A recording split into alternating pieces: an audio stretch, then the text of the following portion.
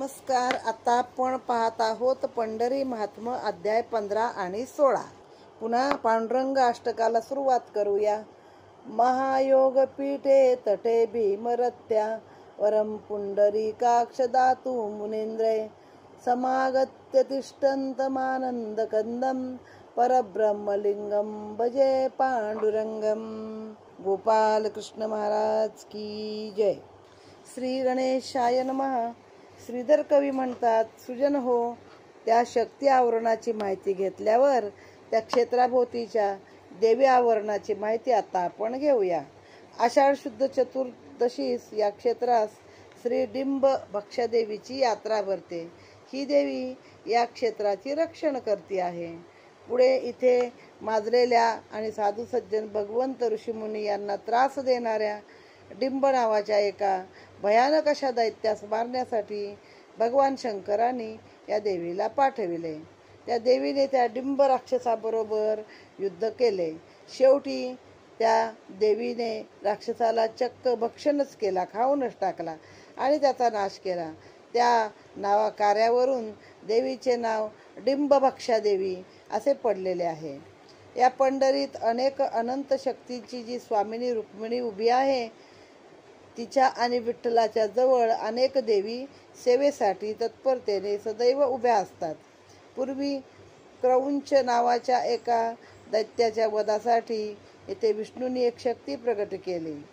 तिने त्या क्रौंच दैत्यास मारले आणि ती क्रौंच देवी म्हणून इथे प्रसिद्ध आहे. क्रौंचा देवी या देवीच्या दर्शनाने आणि कृपाप्रसादाने मनुष्याचा पुनर्जन्म टळतो. एकदा भगवान शिवांनी शूल नावाच्या दैत्याचा वध करण्यासाठी, म्हणजे सारखे दैत्य निर्माण होत आहेत, आत्ताच काय त्या काळात पण निर्माण होत होते, तसं आता पण एक झाला की दुसरा कोणतरी अतिरेकी उभा राहतो, कोणतरी खोटेपणा करून पुढे येणारा उभा राहतो. असे दैत्य वध करायला प्रत्येक वेळी एक एक शक्ती आता पण पुढे आली पाहिजे. मग त्या शक्तीला पाठवले.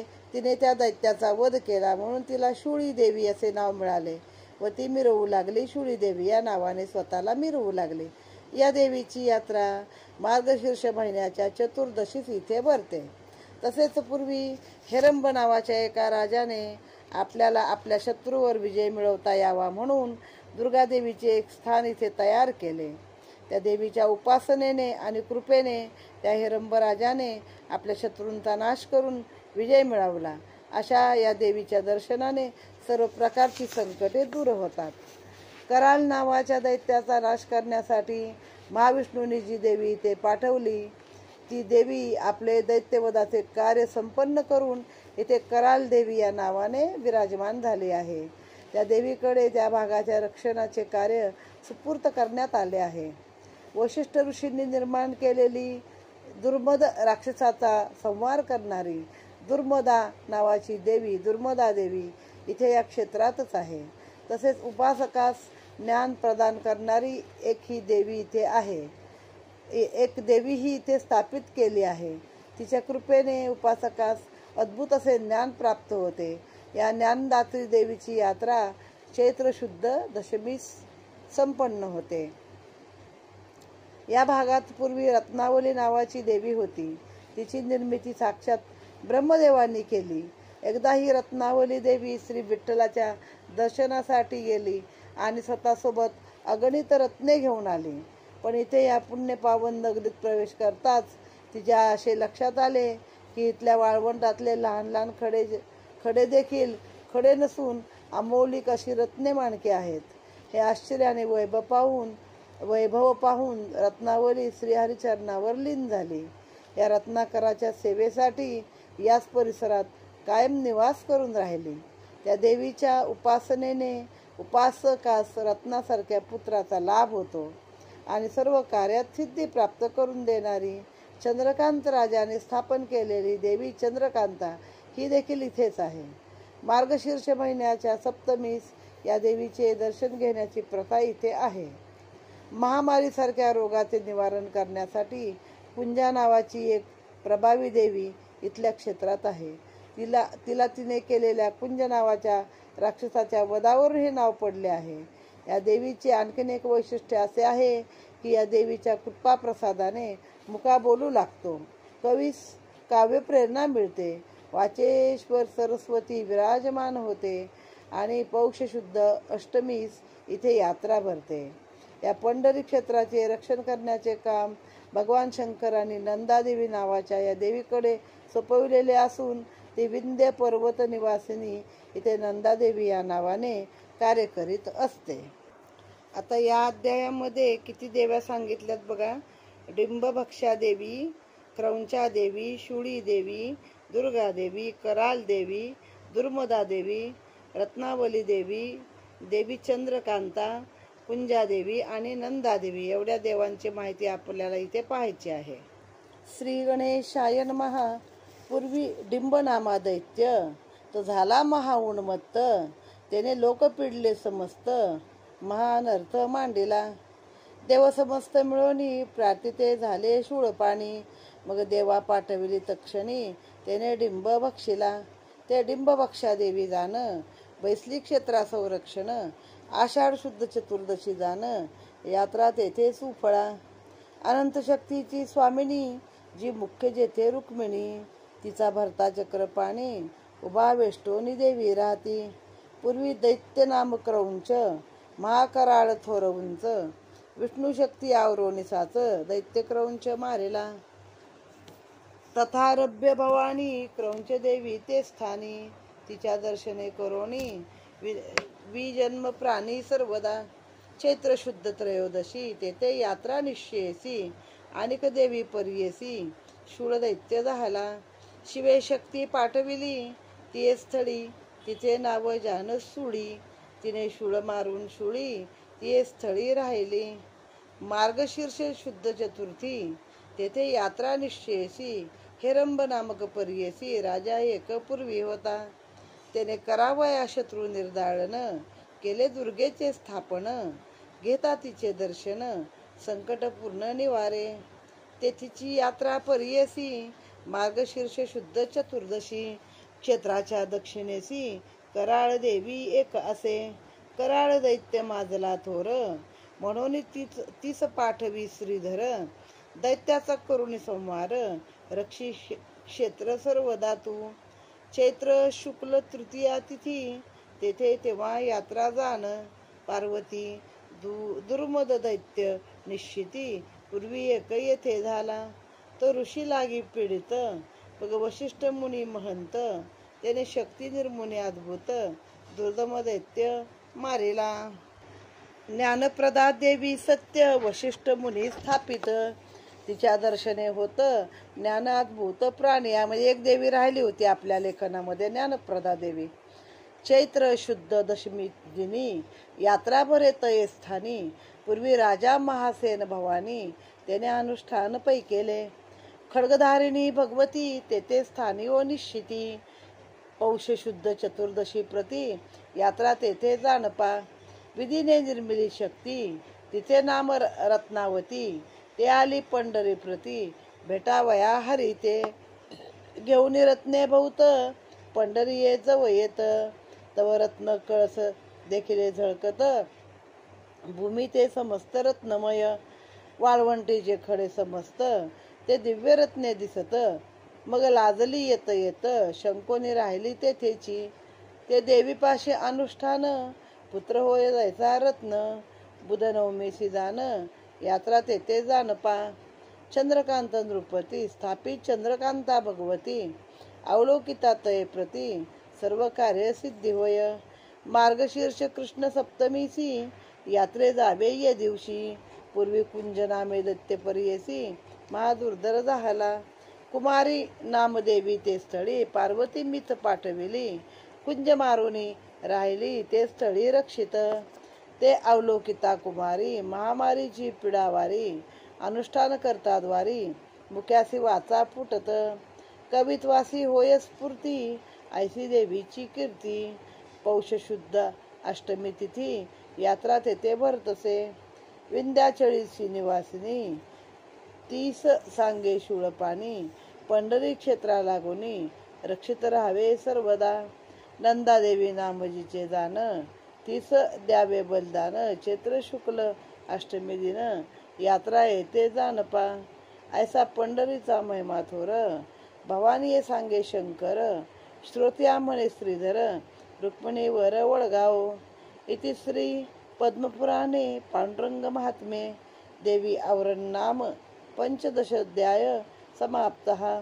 श्रीकृष्णार्पणमस्तु.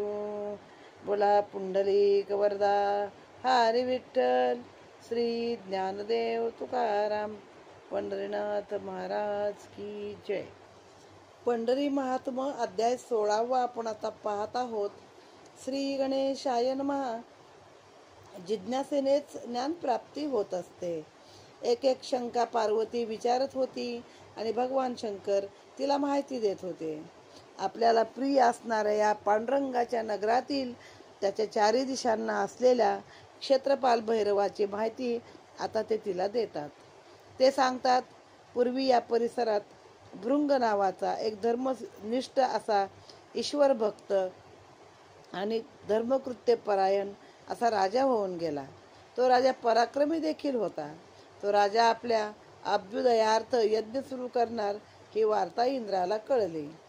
जो भृंग राजाने यज्ञ करून आपल्या इंद्रपदावरती गदा आणू नये म्हणून इंद्राने ते यज्ञ मोडण्याचा प्रयत्न केला. तेव्हा राजाने आपल्या यज्ञाच्या रक्षणासाठी भक्तिभावाने प्रथम महाभैरव नावाच्या भैरव देवतेची स्थापना करून त्याचे विधिवत पूजन केले. त्या राजाने ज्या ज्या स्थानावर यज्ञ केले त्या प्रत्येक जागी त्याने एकेका भैरवाची स्थापना आणि पूजा केली. त्यामधील काही नावे ऐका. कालभैरव या नावाचा जो भैरव आहे त्याची भाद्रपद शुद्ध अष्टमीस पूजा करतात, दर्शन घेतात, उपासना करतात. या कालभैरवाच्या कृपेने भक्त भाविकांची अनेक संकटे दूर होतात. दुसरा आहे कपाल भैरव. काल भैरव, कपाल भैरव, अष्टभैरव येथे. या भैरवाच्या पूजनाने युद्धात शत्रूवर विजय मिळता येतो. चंड भैरवाचे दर्शन पूजन हे भाविकास सर्व संकटापासून दूर ठेवते, त्याचे रक्षण करते. या नगरीतली भीषण भैरवाची पूजा ही कृष्ण पक्षातील चतुर्दशी या तिथीस करून त्यास बलिदान द्यावे अशी इथली प्रथा आहे. बलिदान म्हणजे आता काय, नारळ फोडला तर तो बलिदान आहे, कारण शेंडे असते, 2 डोळे असतात. मी स्वतः, हे शंकर सांगतात, मी स्वतः या भीषण भैरवाचे पूजन, स्मरण आणि दर्शन मोठ्या आनंदाने करतो, कारण तो माझ्या या उपास्य देवतेच्या नगरीचा क्षेत्ररक्षक आहे. या नगरीत असलेल्या कल्पांत भैरवाचे पूजन हे मोठ्या श्रद्धेने चैत्र शुक्ल चतुर्दशीस केले जाते. या कल्पात भैरवाची आराधना करूप रुरु ऋषींच्या नावाच्या ऋषींनी केली आहे. ऋषींचं नाव काय, रुरु आहे. आणि मोठ्या श्रद्धेने चैत्र शुक्ल चतुर्दशीला त्यांनी आराधना केली. हा भैरव प्रलयाग्नीसारखा असून त्यास 18 हात आहेत. त्याचे डोळे पिंगट आहे आणि विशाल आहेत. त्याच्या अंगावरचे लाल केस आहेत. या भैरवाची पूजा ही भक्ती आणि उपासकाला सर्व प्रकारची नाना सिद्धी प्राप्ती करून देणारी असते. या क्षेत्राच्या ईशान्येस सुवर्ण भैरवाची मूर्ती आहे. बघा आता, काल भैरव, कपाल भैरव, कल्पांत भैरव, भीषण भैरव, आता हा आहे सुवर्ण भैरव. 5 भैरव आतापर्यंत सांगितले आहे. काल भैरव, कपाल भैरव, भीषण भैरव, कल्पांत भैरव हा जरा 4था, सुवर्ण भैरव 5वा. हे सर्व भैरव या नगरीचे क्षेत्ररक्षण करीत असतात.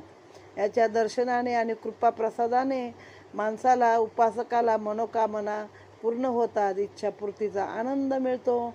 चैत्रशुद्ध अष्टमी हा या भैरवाच्या पूजनाचा खास दिवस आहे. या क्षेत्राचे क्षेत्रपाल भैरव ही सर्व मंडळी मध्यरात्रीच्या सुमाराला विठ्ठलाच्या दर्शनासाठी बिंदुस्थानी येतात. देवाचे दर्शन, पूजन, जय जयकार करतात. पंढरपूर हे आदि क्षेत्रापासून ते सकल देवदेवतांचे प्रिय असे स्थान आहे. तर साधू संतांचे, भगवंत भक्तांचे तर माहेर घरच आहे. श्रीधर कवी पुढे या अध्यायाच्या शेवटी असे सांगतात की, सुजन हो, याच नगरीत माझे पिता आणि माझे गुरु ब्रह्मानंद यांची पण चंद्रभागेच्या वाळवंटात समाधी स्थान आहे. तेथे सुंदर असे तुलसी वृंदावन देखील आहे. श्री गणेशाय नमः. शिव म्हणे, ऐक पार्वती, रक्षावया क्षेत्राप्रती, भैरव स्थापिले निश्चिती, कोण कोठे ऐकते. पूर्वी एक भूपती भृंग नामा विख्यात जगती, परमधर्मिष्ठ नृपती शांत दांत प्रवीण जो. त्याने भृंगाराचे जाणे केले 60 महायज्ञ, ते देवेंद्र जाणून वैभव पुण्यरायाचे. त्याची यागासी विघ्न आरंभी तो करी सहस्त्रनयन, महाभैरवाचे स्थापने विघ्ननाशन राये केले. जेथे जेथे यज्ञ केले तेथे तेथे भैरव स्थापिले, ते विघ्न संवारती सकळ बळी पूजा देवाची. काळभैरव जाण करे महाभय निवारण, त्याचे घ्यावे दर्शन महायज्ञ करून. ते अष्टभैरव स्थापले ना, 5 भैरव, त्यांना बळी दिलेला आहे त्या काळामध्ये, आणि मग ती पूजा करून त्यांनी ते रक्षण केलं आहे त्या भागाचं. कारण या भृंगराजानं 60 असे यज्ञ केले. मग इंद्राला नेहमीप्रमाणे वाटलं आता आपली जागा जाईल, तर विघ्न आणू लागला त्या यज्ञामध्ये. तेव्हा हे भैरव स्थापन केले आहे. काळभैरव जाण करे महाभय निवारण, घ्यावे त्याचे दर्शन महाप्रयत्न करून या. भाद्रपद शुद्ध अष्टमीसी दर्शन घ्यावे ते दिवशी, त्याच्या पूजने विघ्नासी ठावून रे कदापि. सकळ योगिया आदिनाथ तो कपाळ भैरव निश्चित, जे कोणी अनुष्ठान करत ते युद्धी दिसत भैरव रूपी. भाद्रपद शुद्ध चतुर्दशी दर्शन घ्यावे त्या दिवशी, पूजता चंड भैरवासी सकळ विघ्नासी पळ सुटे. त्यावरी उन्मत्त भैरवनाथ शिवेची स्थापिला निश्चित. आता हे किती झाले? काल भैरव, चंड भैरव, उन्मत्त भैरव आणि कपाल भैरव, हे 4 भैरव इथंच झालेत. आता भीषण भैरव रक्षित क्षेत्रा लागे जाण 5वा भीषण भैरव. काल भैरव, कपाल भैरव, उन्मत्त भैरव, चंड भैरव आणि भीषण भैरव. त्या भैरवासी बळीदान करावे यथा सांग पूर्ण. कृष्ण पक्षी चतुर्थीस जाण त्याचे पूजन करावे. त्या भैरवाचे आराधन शिवे म्हणे मी करी आपण. पिनाक बळे सिद्धी जाण आराधन पै केले. ते पिनाक नावाचं धनुष्य आहे, ते मिळवण्यासाठी किंवा त्याची सिद्धी मिळवण्यासाठी या भैरवाचं स्वतः मीच आराधन केलेलं आहे, असं शंकर म्हणतात भीषण भैरवाचं. चैत्र शुक्ल चतुर्दशी पुजावे कल्पांत भैरवासी. रुरु नाम ऋषी पूर्वी ऋषी भैरवासी स्थापिले तेने. कल्पांत भैरवाचे आराधन रुरु ऋषी करी आपण. तो भैरव स्वरूप तुझ लागून सांगत असे ऐकपा. प्रलया नळा जैसा प्रबळ. कुठला कल्पांत भैरव म्हणजे काय? बरोबर ना, कल्पांत याचा अर्थच काय आहे की सगळं आलं, अंत आला, प्रलयाची वेळ आली जवळ, मग असा हा कल्पांत भैरव आहे. प्रलया नळा जैसा प्रबळ म्हणजे प्रलयाचा अग्नी जसा असावा तसा आहे. की लक्षबीजांचा पुंजाळ, पिंगाक्ष नयन विशाळ, अष्टादश भुजा पै. अंगी रोमा रक्त, सर्व युद्धी मंडित, षोडशोपचार युक्त, रुरु पूजित तया ते. जे जे भक्तिभावे पूजिती, सकळ सिद्धी प्राप्त होती. सुवर्ण भैरव निश्चिती, ईशान्य कोणी रक्षित. सुवर्ण भैरवासी निश्चित, चैत्र शुक्ल अष्टमीस जे पूजित. त्यांचे कार्य होय चिंतित, मनोरथ पूर्ण होती. ऐसे हे भैरव वर्णन, पंढरीये वेष्टीत जाण. मध्ये पांडुरंग निधान, पुंडलिक वरदजो. तितके आवरण असती, तितके पंढरीसी येती. त्रिकाळ दर्शन घेती, रमापती विठ्ठलाचे. रात्री दीपाचे बंबाळ, आकाशपंथे दिसती ज्वाळ. महादेवाचे कल्लोळ, येती हरी दर्शना. बहुकाळाचे आदिक्षेत्र, ब्रह्मादी देवाचे माहेर. सकळ भक्ताचे निजघर, ते पंढरपूर जाणे पा. पंढरी पुढे भीमातटी, क्षेत्रवास भागे वाळवंटी. बिंदुस्थानाच्या निकटी, ब्रह्मानंद समाधिस्थ. यतिराज मुकुटमणी, कैवल्य दाता पूर्णज्ञानी. मार्गदर्श शुद्ध बीजेदिनी, रविवारी समाधिस्थ. समाधिस्थळी वृंदावन, पूर्वाभिमुख शोभायमान. मार्गेश्वर शुद्ध बीज संपूर्ण, यात्रा येथे जानपा. ब्रह्मानंद स्वामी पिता, श्री गुरु तोची भयत्राता. श्रीधर म्हणे मधुवरी दाता, तया परता नसेची. इति श्री भैरव आवरण नाम षोडश अध्याय गोडहा. श्री कृष्णार्पण नमस्तू. आता भैरवांची नावं एकदा बघूया. काल भैरव, कपाल भैरव, चंड भैरव, कल्पांत भैरव, त्यानंतर सुवर्ण भैरव आहे, चंड भैरव आणि उन्मत्त भैरव, भीषण भैरव असे 8 भैरवांची ही नावं आहेत. बोला पुंडलिक वरदा हरी विठ्ठल, श्री ज्ञानदेव तुकाराम, पंढरीनाथ महाराज की जय, गोपाल कृष्ण महाराज की जय.